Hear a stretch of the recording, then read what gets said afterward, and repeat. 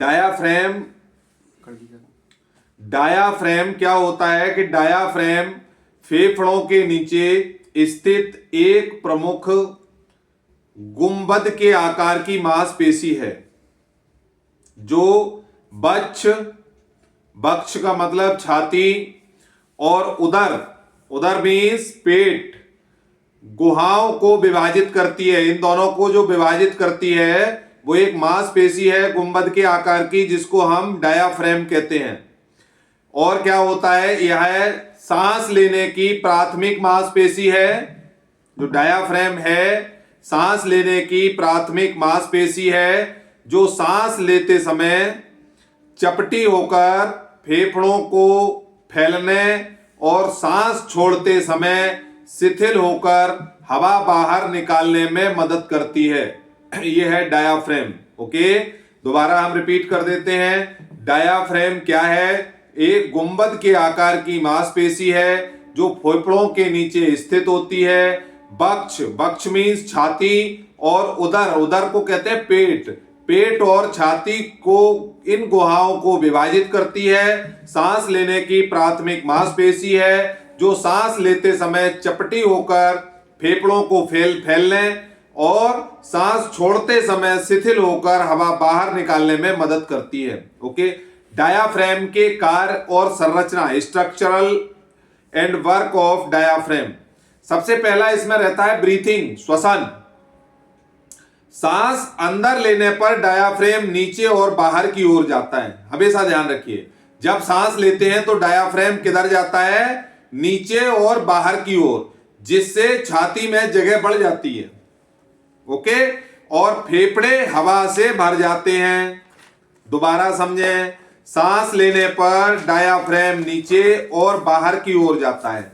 Okay, जिससे छाती में जगह बढ़ती है और फेफड़े हवा से भर जाते हैं। और इसका जस्ट अपोजिट क्या होता है? सांस छोड़ने पर यह वापस ऊपर उठकर हवा बाहर निकालता है। ओके, दूसरा रहता है इसका प्रेशर, दबाव क्या रहता है? यह पेट के अंदर दबाव बढ़ाता है। डायाफ्रेम क्या है? जो मांसपेशी है वो पेट के अंदर दबाव बढ़ाता है जो उल्टी, मलत्याग और पेशाब जैसी क्रियाओं में सहायता करता है। ये प्रेशर यहां से बनाता है। ओके, जैसे कि हम लोग जब फ्रेश होने जाते हैं तो कहते हैं कि प्रेशर नहीं होता हमको, उसके पीछे कारण भी यही रहता है। ये डायाफ्रेम मांसपेशी है वो वर्क करती है। स्थान और संरचना इसकी क्या रहती है? यह पसलियों के नीचे स्टर्नम और रीढ़ से जुड़ा होता है। स्टर्नम कहते हैं एक छाती की हड्डी होती है, उसको बोलते हैं स्टर्नम।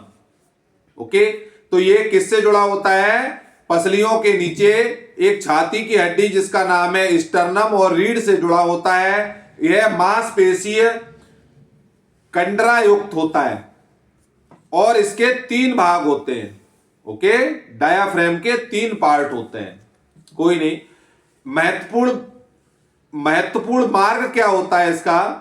डायाफ्रेम में कुछ छिद्र होते हैं जिससे भोजन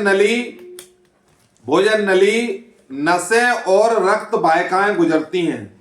ओके, डायाफ्रेम में जो होल होते हैं उनका काम क्या होता है? उन होल से होकर भोजन नली, नसें और रक्त वाहिकाएं थ्रू होती हैं, गुजरती हैं। नियंत्रण कैसे रहता है डायाफ्रेम का? डायाफ्रेम को फ्रेनिक तंत्रिका हिंदी में बोलते हैं और इंग्लिश में उसको बोलते हैं फ्रेनिक नर्व्स द्वारा नियंत्रित किया जाता है। ओके, डायाफ्रेम पर कंट्रोल किसका रहता है? फ्रेनिक नर्व्स का रहता है, जिसको हम हिंदी में फ्रेनिक तंत्रिका कहते हैं। ठीक है, संबंधित स्थितियां इसकी क्या रहती हैं? डायाफ्रेम में हर्निया, फ्रैक्चर या तंत्रिका क्षति के कारण सांस लेने में कठिनाई भी होती है। ओके, सांस लेने में कठिनाई कब होती है? डायाफ्रेम से हर्निया, फ्रैक्चर हो या तंत्रिका क्षति हो।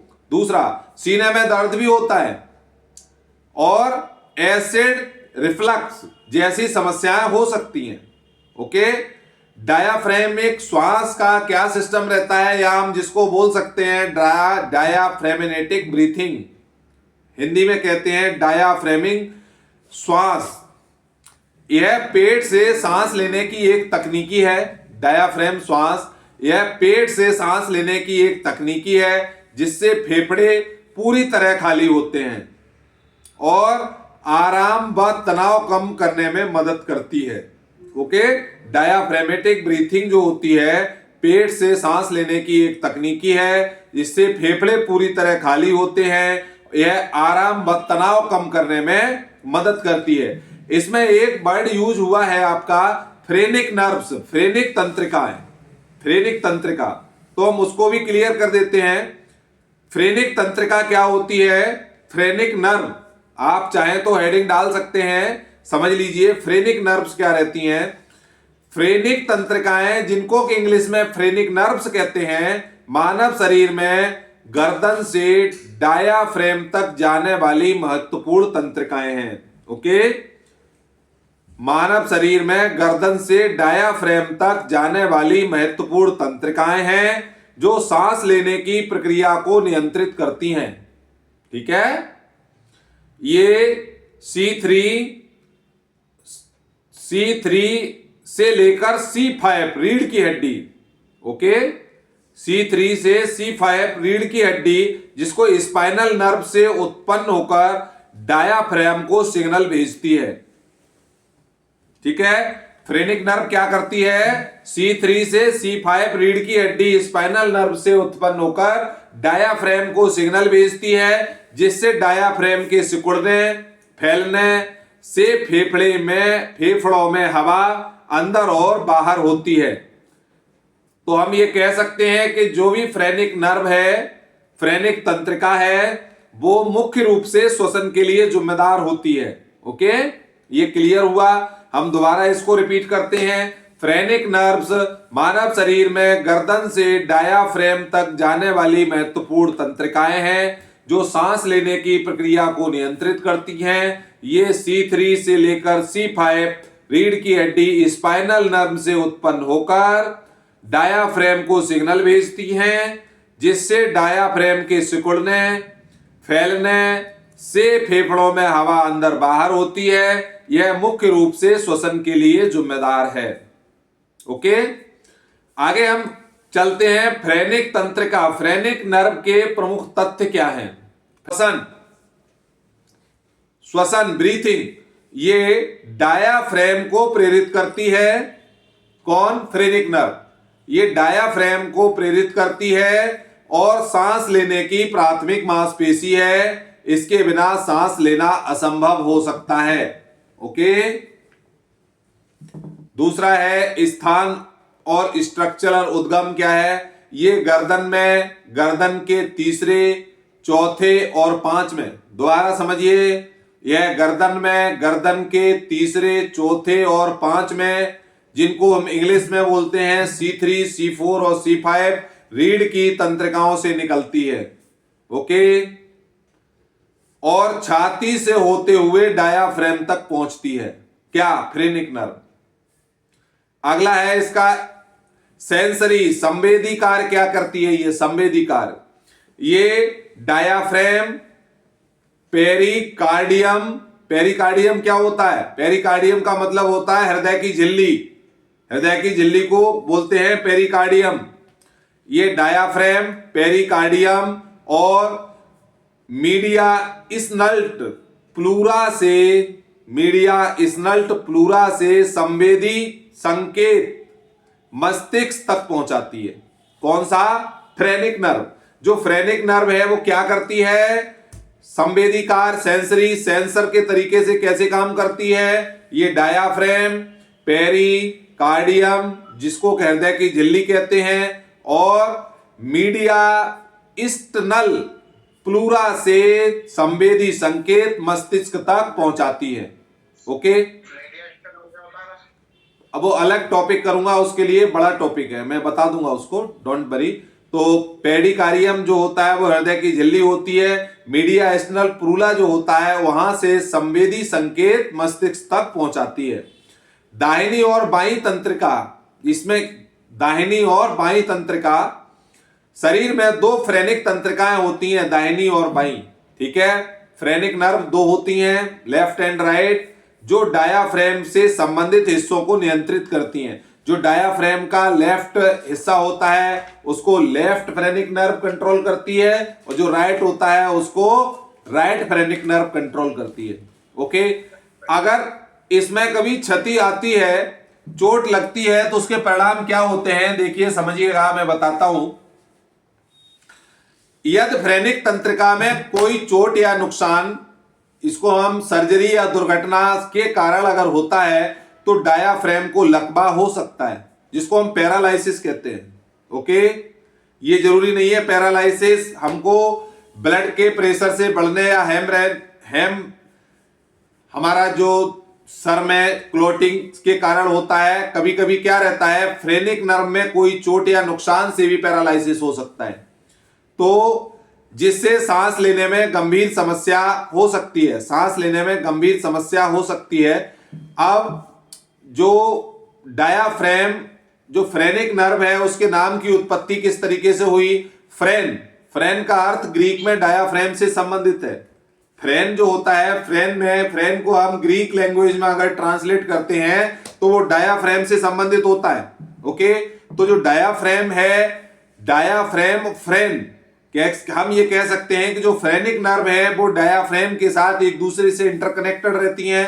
संक्षेप में, फ्रेनिक तंत्रिका के बिना जीवित रहना कठिन है। ओके, क्योंकि यह श्वसन क्रिया को सुचारू रूप से चलाने के लिए अत्यंत महत्वपूर्ण है। डिस्पेंसरी के लिए भी बहुत महत्वपूर्ण है, श्वसन क्रिया को चलाने के लिए भी बहुत महत्वपूर्ण है। ओके, अब इसमें क्या डाउट है वो पूछ लीजिए। मीडिया स्टर्नल प्लूरा छाती के बीच हिस्से को ढकने वाली पेरिएटल प्लूरा, वही तो मैंने कहा थोड़ा टफ है, समझने की कोशिश करिएगा।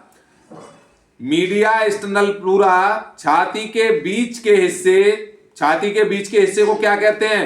मीडिया स्टर्नम, ठीक है, को ढकने वाली पेरिएटल प्लूरा की एक परत है। ओके, किसकी लेयर है ये? पेरिएटल प्लूरा की एक परत है जो दोनों फेफड़ों के बीच स्थित होती है। हृदय और क्या काम करती है? हृदय, थाइमस और बड़ी बहकाओं को सुरक्षित रखती है। ओके, दोबारा रिपीट कर रहा हूं, मीडिया स्टर्नल प्लूरा छाती के बीच में जो हिस्सा है उसको क्या कहते हैं? मीडिया स्टर्नम को ढकने वाली पेरिएटल प्लूरा की एक परत है जो दोनों फेफड़ों के बीच स्थित हृदय, थाइमस और बड़ी बहकाओं को सुरक्षित रखती है। यह और क्या करती है? फुफ्सी गुहा की पार्श्व दीवारें बनाती है। जो गुहा है उसकी दीवारें पार्श्व की बनाती है, पसलियों के बीच स्थित भाग से जुड़ी होती है।